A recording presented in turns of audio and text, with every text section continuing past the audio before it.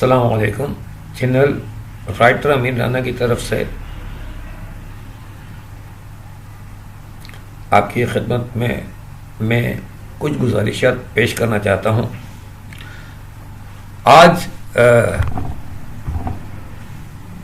के इस प्रोग्राम में या इस नशिस्त में मैं आपको कमर्शियल एड जो मैंने पिछले न्यूज़ फ्यूज़ में एक बताया था कमर्शियल एड, तो एक कमर्शियल एड और है जिसको मैंने उसी दौर में यानी जनवरी फरवरी में 2019 में ये इसका भी उलट बनाया था।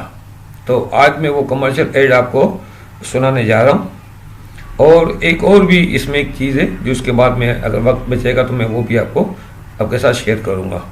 तो कमर्शियल एड वो ये कंप्लीट एक की उसमें हो जाएगा, तो हमें इसके पार्ट नहीं बनाने पड़ेंगे। अगले फिर इसके बाद हम एक और मेरा ड्रामा, कॉमेडी ड्रामा बकरा करोड़पति के नाम से जो ऑन ईयर भी हो चुका है वो भी बताऊंगा मैं, तो उस पर भी हम बात करेंगे। तो इस वक्त हम जो काम करने जा रहे हैं वो एक कमर्शियल एड इसका उलट बनाया था। आपने वो कमर्शियल एड देखा होगा बहुत दफ़ा, अभी भी आ रहा है वो कमर्शियल एड। उस ज़माने में तो बहुत आता था ये उस वक्त, अभी भी एक कमर्शियल एड आ रहा है। वो कमर्शियल एड है ब्राइट वॉशिंग पाउडर का। ब्राइट वॉशिंग पाउडर का वो कमर्शियल एड है। पहले एक सीन दिखाते हैं होटल का। होटल में ये एक खातून और इसका एक जवान बेटा, ये लोग खाना खा रहे होते हैं। तो वहाँ पे एक वेटर से एक सालन कोई चीज़ गिर जाती है, तो खातून के यहाँ इस तरफ वो दाग लग जाता है सालन उसका, और वो हो जाता है। तो वो खातून थोड़ी बरहम होती है। तो वहाँ की जो हेड होती हैं मैनेजर खातून, वो भी एक लड़की है, जवान लड़की, तो वो आके कहती है कि मैडम ये दाग निकल जाएगा। तो वो बरहम होती है कि ये किसी भी डिटर्जेंट से दाग नहीं निकलेगा। तो फिर वो एक उसको जो बेटा होता है वो कहता है चलें ठीक है, जो भी आप ऐसा करें बिल दे दें। तो वो बिल एक आपको पता है वो एक फोल्डर में डाल के वो देते हैं बिल। तो फोल्डर में वो देते हैं वो, तो उसमें बिल की बजाय एक पेपर पर्चे पे लिखा होता है ट्राई ब्राइट। तो वो खातून चौंक कर कहती है ब्राइट वॉशिंग पाउडर। तो वहाँ अपनी यूं सर हिला के, इस बात में सर हिला के कहती है हाँ जी ब्राइट, ठीक है। इसके बाद यहाँ सीन कट हो जाता है। इसके बाद घर का सीन है। तो वही खातून जो होटल में होती है वो अपना वो जो कुर्ता है जिस पे दाग लग जाता है वो उसको धो चुकी है। वो धोने के बाद वो उसको करी, और वही लड़की वो पीछे इसके वहाँ पे खड़ी हुई है। तो वो खातून कहती है कि उसकी आंखों में एतमाद की जीत थी, और वो उस दिन पहली बार ब्राइट वॉशिंग पाउडर घर में आया। और उसके कुछ दिनों बाद बहू, फिर वो लड़की चलते हुए आती है और इस औरत के कंधे पे सर रख के आराम से वो ये कहती है कि सच कहते हैं हर दाग के पीछे एक कहानी होती है। ये कमर्शियल एड बहुत मशहूर हुआ है, अभी भी आजकल भी आता रहता है कभी कभी। उस वक्त बहुत ज़्यादा ये कमर्शियल एड आ रहा था, तो उसका मैंने फिर उलट बनाया। तो मैंने जो बनाया वो आपकी खिदमत में मैं पेश कर देता हूँ। वो कमर्शियल एड इस तरह है कि एक खातून लेडी इंस्पेक्टर, यानी खातून इंस्पेक्टर है, लेडी इंस्पेक्टर, वो खड़ी है, और एक जवान लड़की वो हथकड़ी पहन के इसके सामने खड़ी है, हथकड़ी पहनी हुई है। और लेडी इंस्पेक्टर इस जवान लड़की से कहती है, यानी हथकड़ी को तरफ इशारा करके कहती है कि ये दाग कभी भी किसी भी तरह से नहीं धुलेगा या नहीं निकलेगा। तो वो एक ब्रीफकेस उठाती है, उठा के वो लेडी इंस्पेक्टर के आगे रखती है। लेडी इंस्पेक्टर चौंक कर उसको देखती है और ब्रीफकेस खोलती है। ब्रीफकेस खोलती है तो उसके अंदर एक लिफाफा रखा हुआ है। लिफाफे के अंदर लिखा हुआ है ऊपर की कमाई। लिफाफे पे लिखा था ऊपर की कमाई। तो हैरत से उसको देखती है इसको। और फिर ये सीन यहाँ से कट होता है और घर का सीन आता है। तो घर के सीन के साथ ही आता है कि उसकी आंखों में एतमाद की जीत थी। वही जुमला है, जुमले सारे वही होंगे, बस इसका एक व्यू चेंज हो जाता है जो मैंने किया है चेंज, आपको समझ में आ रहा होगा। तो वहाँ देखते एक टेबल पे हथकड़ी पड़ी हुई है और ये लिफाफा भी पड़ा हुआ है। तो वो कहती हैं, वो खातून कहती है कि उस दिन पहली बार वो लिफाफा उठा के दे ऊपर की कमाई घर में आई।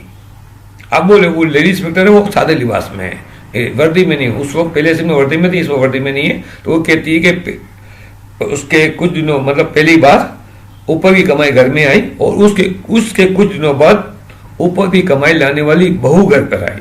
तो फिर वो लड़की चलते हुए आती है, फिर उसी तरह कंधे पे सर रख के वो अपना वो हथकड़ी उठा के कंधे पे सर कहते कि सच कहते हैं, वो यूं लटकड़ी यूं दिखा रहे हथकड़ी को, सच कहते हैं हर दाव के पीछे एक कहानी होती है।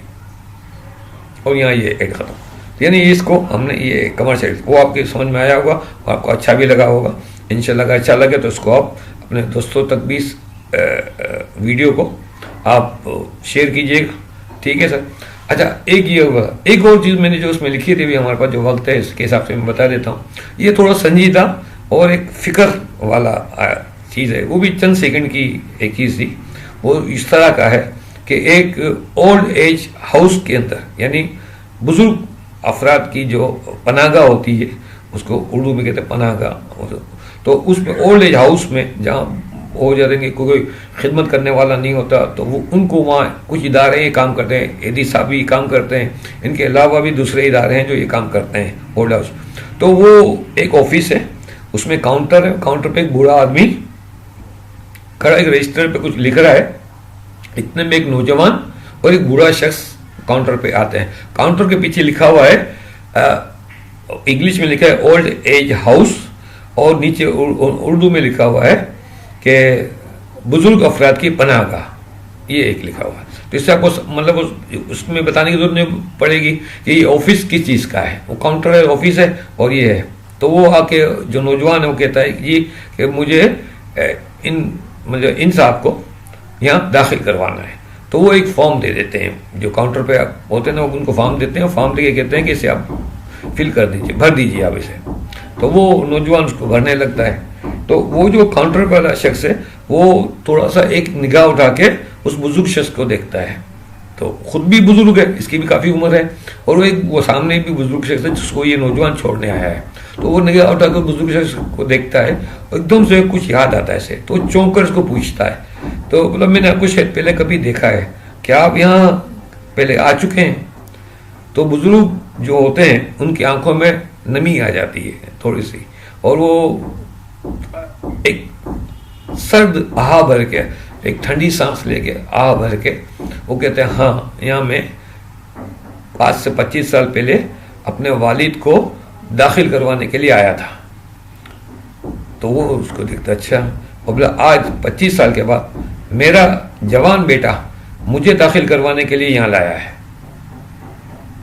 यहाँ ये सीन फ्रीज होगा और इसके साथ एक टाइटल चलेगा, मकाफात, यानी हम कहते हैं मकाफात अमल, तो कैसे लिखा होगा मकाफात, तो ये होगा। तो ये एक संजीदा एक चीज़ थी जो, तो इसे टचीज इसको हम कहते हैं दिल को छू जाने वाली बातें, हार्ड टच ये चीज़ें होती हैं।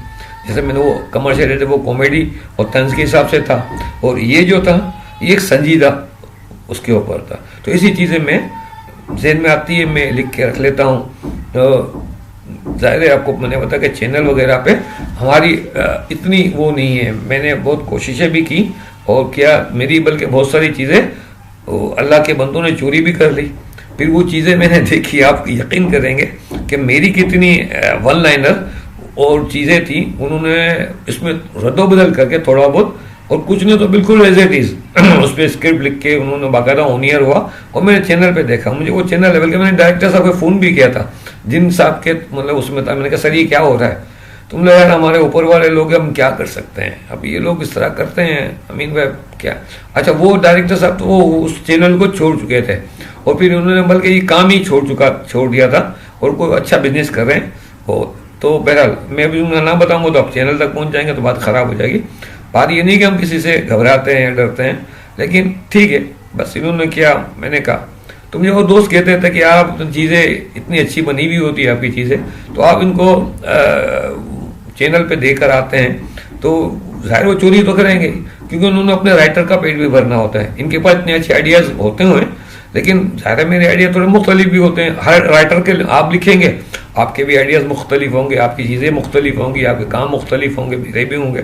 तो इसमें कोई अछूती चीज़, जैसा भी मैंने आपको 2 चीज़ें ये सुनाई है, तो यकीनी ये अछूती चीज़ें हैं, ये तो दिल को छू जाने वाली चीज़ें हैं। तो ऐसे जो टॉपिक वगैरह होते हैं, मज़ामीन होते हैं, तो उसको वो देखते हैं, जब देखते हैं तो वो उसके हिसाब से फिर वो बात को वो ये करते हैं कि उसको फिर वो चोरी करते हैं। हमारे यहाँ बड़ा एक मसला है। अच्छा, कॉपीराइट का हमारा कानून इतना मजबूत नहीं है कि हम इसको कॉपीराइट करा के आगे भेजें।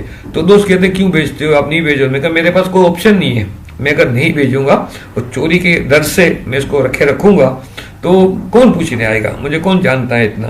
तो इसीलिए मैंने फिर ये अल्लाह ताला ने मुझे ज़हन में सूझा कि, और दोस्तों ने भी मशवरा दिया कि आप यूट्यूब पे करें। जब आपको इतना दिलेराना है, तो मैं एक राइटर हूँ, मेरे पास ये चीज़ें मैं लिखता रहता हूँ, मैं फारिग होता हूँ जब भी मेरे पास। अभी भी मैं एक उस पर काम कर रहा हूँ, शो पे, तो उसके भी मैंने तकरीबन 2 एपिसोड तो लिख लिए हैं, तीसरा मैं लिख रहा हूँ। और बस ये 3-4 एपिसोड मैं लिख के रख लेता हूँ, कोशिश करता हूँ हर सीरियल या सोप के मैं लिख के रख लूँ, और कुछ कंप्लीट किस्म की चीज़ें होती हैं वो भी मैं रख के रख लेता हूँ।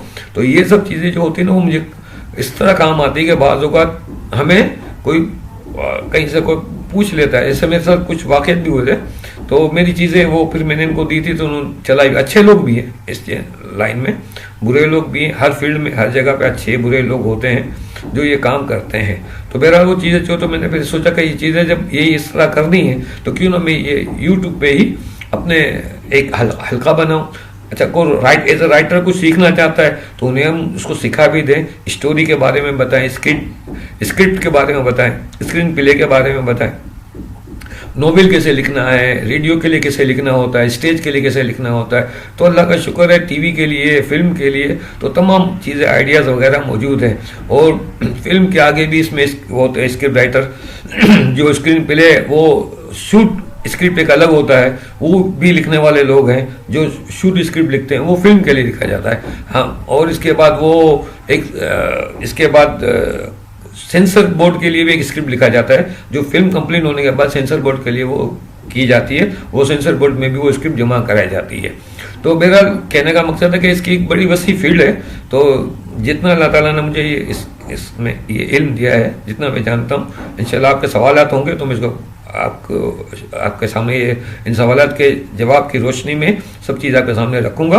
तो ये हमारा जो प्रोग्राम है, ये एक ऐसे ही गुफ्तगू के तौर पे मैंने एक प्रोग्राम ये किया आपके साथ, ताकि आपको आइडिया हो जाए। और आप मुझे यूट्यूब पे और कमेंट में अपने सवाल दे सकते हैं। इसके अलावा फेसबुक है, इंस्टाग्राम है, और आपके ये लिंक्डइन है, और आप ट्विटर पे, सब जगह पे राइटर अमीन राना के नाम आप सर्च करेंगे तो आपको इंशाल्लाह मैं मिल जाऊंगा। और आपको इंशाल्लाह इसमें जो भी आपके सवालात वगैरह होंगे वो करेंगे। आइंदा वक्त होगा कि हार हुए तो मैं अपना ईमेल आईडी भी इंशाल्लाह आपके साथ शेयर करूंगा और मोबाइल नंबर भी शेयर करूंगा, लेकिन इस वक्त नहीं कर सकता। और मैं थोड़ा सिंपल आदमी हूँ, सादा आदमी हूँ, मुझे बोलने का भी तरीका इतना अच्छा आता नहीं है। तो लेकिन मैं कहानियाँ अच्छी लिख लेता हूँ, उर्दू अच्छी है मेरी, और बचपन से उर्दू पे काफ़ी जोर हुआ। हालांकि मैं मेहमान हूँ, लेकिन उर्दू मेरी बहुत अच्छी है, लिखने में मेरी उर्दू एक शानदार तरीके से हो जाती है। तो उसको हम वो करते हैं। तो मैं इसको लिखता हूँ उर्दू के अंदर, और इंग्लिश की भी चीज़ें मैंने लिखी है। इसमें मैंने गूगल ट्रांसलेट से भी मैंने इस्तेफा दिया, इंग्लिश के अंदर भी मैंने कुछ चीज़ें लिखी हैं, वो फुल इंग्लिश लैंग्वेज में है। तो वो भी अगर कोई ज़रूरत ऐसे महसूस हुई तो हम इसको शेयर करेंगे। लेकिन इस वक्त मैंने सिर्फ ये बातें जो थी, चंद बातें ये शेयर की है। तो इसका नाम भी मतलब हम ऐसे रखेंगे कि ये एक शेयरिंग वीडियो है जो हम अपनी गुफ्तगू में इसको कर रहे हैं, या आप इसको नाम लेंगे बे कमर्शियल एड, और उसमें एक उसको हम करेंगे हार्ड टच हमने इसका नाम रख लेंगे, बल्कि ये कर लेंगे तो ये आपके सामने आ जाएगी। तो उस वक्त अभी अगला जो है प्रोग्राम हमारा, वो बकरा करोड़पति के नाम से मैं आपके सामने पेश करूंगा। स्क्रिप्ट उसका ये फुल कॉमेडी है, और बकरा ईद पे ये एक पिछले 2017 में ये ऑन ईयर भी हो चुका है। तो इस पे हम इंशाल्लाह गुफ्तगू करेंगे, काफ़ी वक्त हो चुका है। तो इंशाल्लाह अगली नशिश तक के लिए इजाज़त दीजिए। राइटर अमीन राना, चैनल को याद रखिएगा। अल्लाह हाफिज़।